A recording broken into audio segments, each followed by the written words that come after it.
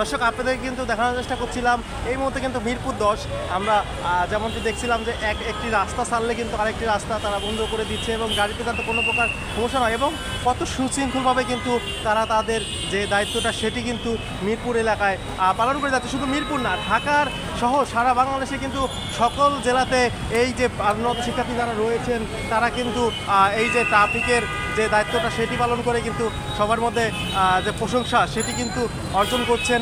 আমরা কিন্তু প্রথম দিকেই দেখছিলাম যে তারা যেদিন পুলিশ যখন থেকে পুলিশ আসলে এই মিরপুর বা যে এলাকায় পুলিশ চলে গিয়েছিল তখন থেকে কিন্তু মূলত তারা এই দায়িত্বগুলো পালন করে যাচ্ছেন এবং সেই দায়িত্বগুলো কিন্তু ভালোভাবে পালন করছেন।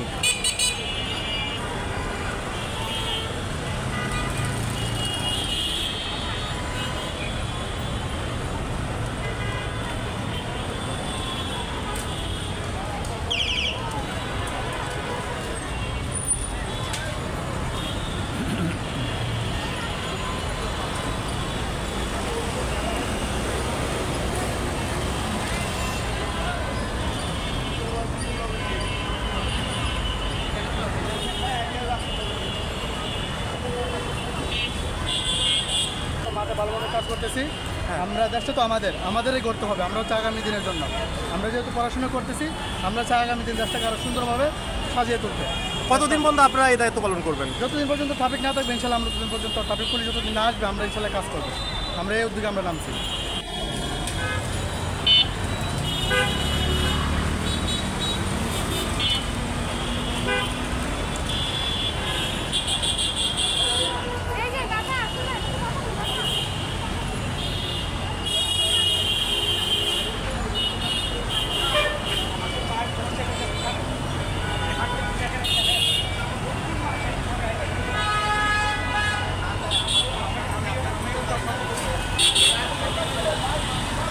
আপু